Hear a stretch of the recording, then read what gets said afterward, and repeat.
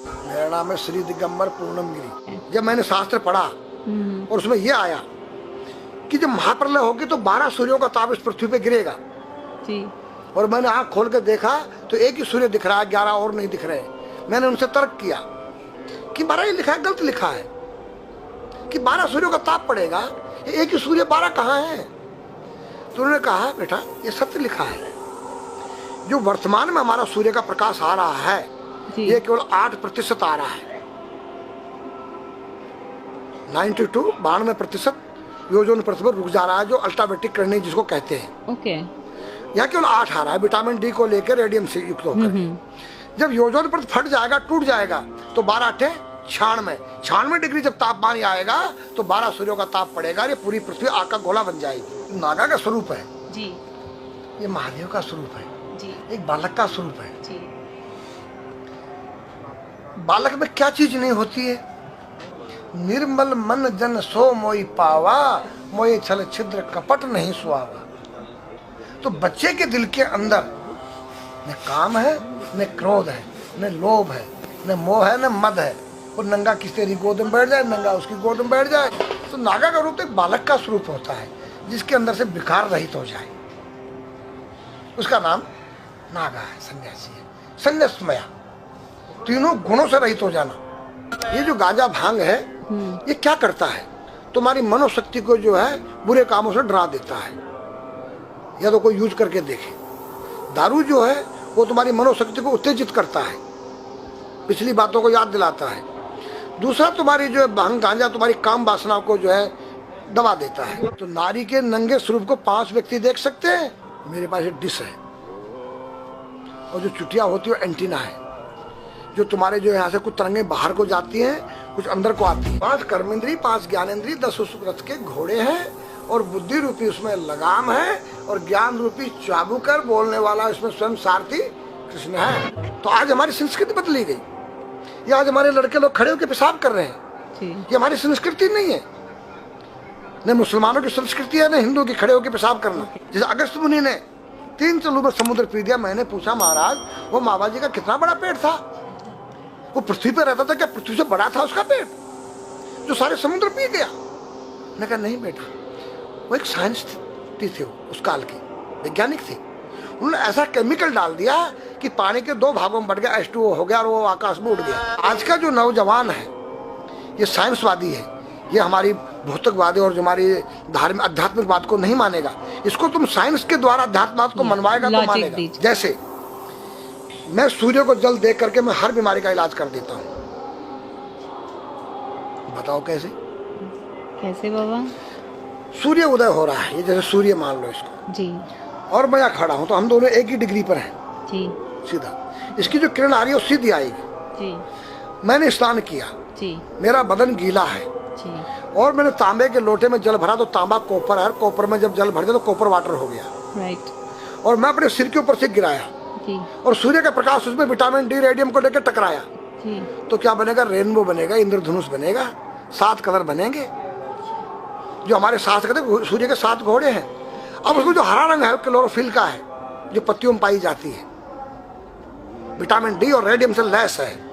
वो मेरे मस्तक पे, मेरी आंख पे, मेरे कंठ पे, मेरे हृदय पे, मेरे फेफड़े पे, मेरे लीवर पे, मेरे पित्त पे, मेरे आमाशय पे, मेरे गुर्दों पे जब वो गिरेगा क्या करेगा? ऐसे 6 रंग कलर और बचे हैं, बैंगनी है, ऑरेंज है, नीला है। तो ये क्या करेंगे? किस चीज के प्रतीक है? जब हरा रंग क्लोरोफिल का है और डॉक्टर कहता है हरी पत्तियां खाओ, सब्जियां खाओ, उसमें आपको आयरन मिलेगा। तो अब वो जो विटामिन डी से जो हरा रंग पैदा हुआ है सूर्य की किरण से कॉपर वाटर में, वो क्या करेगा? कोई वैज्ञानिक बताए तो सही मुझे। एक अमेरिका का चेला है, एक रूस का है, वो मेरे भगत बने हुए हैं। हरिद्वार में क्या वो कोई जल दे रहा होगा सूर्य को, वो भी अपने ऐसे से फेंक रहा है, मैं बैठा देख रहा हूँ ये क्या कर रहा है। मैंने उसको बुलाया तो मैंने यही फार्मूला उसको समझाया। वो मेरा शिष्य बनेगा। बोला ओ ये तो साइंस। मस्तिष्क पर तिलक क्यों लगाते हो इस जगह पर? पहले लगता है पीला, फिर लगता है लाल, फिर लगता है सफेद। 3 कलर क्यों लगते हैं? काला क्यों नहीं लगता? चौराहे पे 3 बत्तियां हैं, जी देखा होगा जी। लाल क्यों है? फॉर डेंजर स्टॉप, खतरा है। या डेंजर, खड़े हो जाओ, खतरा है जी। पीला देखो, चलना नहीं है, हाँ, देखो रेडी रहो, देखो। और सफेद चल सफेद सफेद तो यहाँ है उसमें ना, हाँ चावल लगा रखे हैं ना मेरे हाँ सफेद, हाँ वहाँ हरा है। वहाँ हरा है, रेडी टू गो। गो या हरा गो है, जी। नहीं सफेद। अगर युद्ध हो रहा है, गोलियां चल रही है, सफेद झंडा लहरा दिया जाए। पीस, शांति का प्रतीक है। चावल ठंडा होता है, और हमारी यहाँ पर सुषुम्ना नाम की नाड़ी है, जी। लाल कलर है कि तुम इस योग सहयोग में आके तुम बैठ सकते हो कि नहीं, ये माहौल तुम्हारे योग्य है या नहीं, या जुआ चल रहा है, या शराब पी जा रही है, क्या तुम बैठ सकती हो? देखो पीला कलर है, देखो, आना नहीं जाना नहीं, देखो ओ खतरा है या ठीक नहीं है, चलो। और सफेद शांति, जी। क्या यहाँ शांति है, बैठ सकते हैं। तो ये हमारी जो है संस्कृति में एक वैज्ञानिक है। जब हम खाते गैस बनती है, तो बिल्कुल। चावल जब पानी में भीगे बाद ठंडा हो जाता है, और हमारी सुषुम्ना नाड़ी पर जब लग गया है तो उस नाड़ी को ठंडा करने लग गया है। उस नाड़ी से कोई गर्म गैस को ऊपर चढ़ने नहीं देगा, और हमारे सिर ब्रह्मांड में, हमारे सिर के अंदर कोई ऐसी वायु गैस जाकर तुम्हारी सिर को परेशान नहीं कर सकता है। तो मेरे पास जितने हमारे शास्त्र पुराण ग्रंथ हैं, ये साइंस है। मैं साइंस के द्वारा इन वैज्ञानिकों को समझा सकता हूँ और रगड़ा सकता हूँ। कहा जाता है कि नागा बाबा जो हैं वो कुंभ मेले के बाद विलुप्त हो जाते हैं, ऐसा कुछ है क्या? ऐसा नहीं है। जैसे हम गंगोत्री धाम हिमालय में रहते हैं जी वहाँ मुझे हिमालय पसंद आया। जी क्यों? कि तुम गर्मी से बचने के लिए तुम्हारे रूम में एसी लगी है, जी ठंडा पानी पीने के लिए तुम्हारे पास कृत्रिम जो है फ्रिज लगा है, जी हवा लेने के लिए तुम्हारे को पंखे या कूलर जो है कृत्रिम लगे हैं। लेकिन भोलेनाथ बाबा ने मेरे लिए नेचुरल एसी लगा रखी है, और नेचुरल फ्रिज लगाया है, नेचुरल पंखे लगे हैं। तो जब मैंने सब कुछ त्याग दिया, छाती में तो मैं कुछ लेके नहीं जा सकता हूँ, चाहे मेरे पास अरबों खरबों रुपया हो, जी। खाऊंगा मैं उतना ही जितनी मेरी पेट के अंदर भूख है।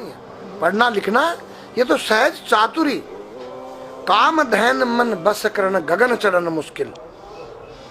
काम धैन मतलब अपने वीर्य को कंट्रोल करना, अपने मन को कंट्रोल करना, और अपने प्राण को ब्रह्मांड में यहाँ ले जाना। ये खोपड़ी क्या है? ब्रह्मांड है, उसको कहते हैं समाधि।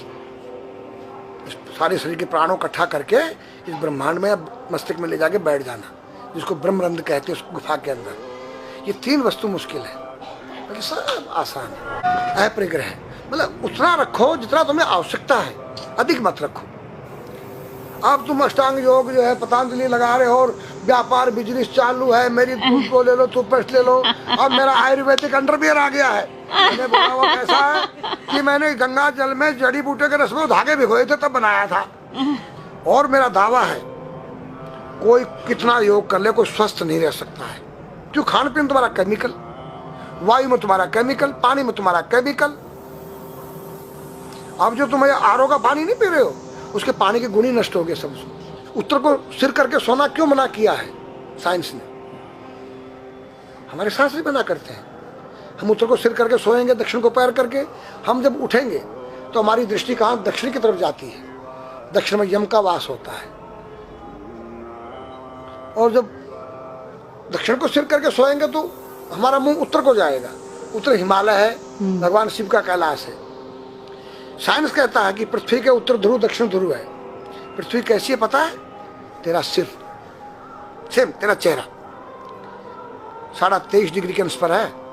ये थोड़ी सी चुटिया नाप लेना अपनी प्रकार लेकर के, तुम भी नाप लेना, तुम भी नाप लेना, मैं भी नाप लूँ चाहे। ये थोड़ी सी चुटिया 90 पर नहीं है, ऐसे तिरछी झुकी हुई है। ये चुटिया ये थोड़ी है,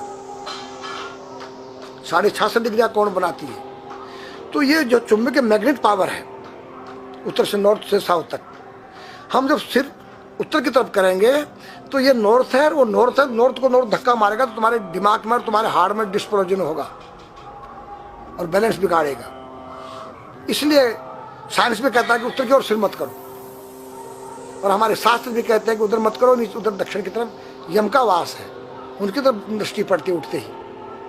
मतलब एक कहने का फर्क है, एक चीज एक ही है। आज हमारे पास योग की विद्या थी, वो गायब हो चुकी है। अब तो जो थोड़ा सा कोई एक चूहा था, वो दुकान में गया, उसको एक हल्दी कंकर मिल गया, बोला हम पंसारी हो गया है। हल्दी मिल जाने से पंसारी बन गया। जो पीटी स्कूल में कभी किया होगा आप लोगों ने, पढ़ा होगा स्कूल हाँ में, जी। उसी को योग कह रहे हैं। योग क्या है? भगवान कृष्ण के पास था, उज्जैन गए थे संदीपनी ऋषि के पास सीखने के लिए। एक ही समय में 16,808 रानियों के साथ बात कर रहे हैं, अलग अलग रूप में। योग से अनेक रूप बन सकते हैं। योग हनुमान जी के पास था। जब लंका में घुसे हैं तो मच्छर का रूप बनाया उन्होंने, मत्स्य के समान रूप धर कपि, मच्छर के समान। जब सीता के पास गए छोटे से बनकर तो पूछा क्या तेरे जैसे ही है सब? कि हाँ। फिर तो श्रीलंका पे विजय पाना असंभव है। तो हनुमान ने पहाड़ का जैसा रूप दिखाया, हिमालय जैसा, सर्जविन करना, अपने प्राण को निकाल के मुर्दे में डाल देना, उसको प्रकाया प्रवेश कहते हैं, जो आज है ही नहीं, लुप्त हो गई। जो जानता है किसी को बताता नहीं है। अगर उसका कोई शिष्य है उसको बताना चाहो, उसको जिज्ञासा नहीं उस शिष्य को सीखने के लिए।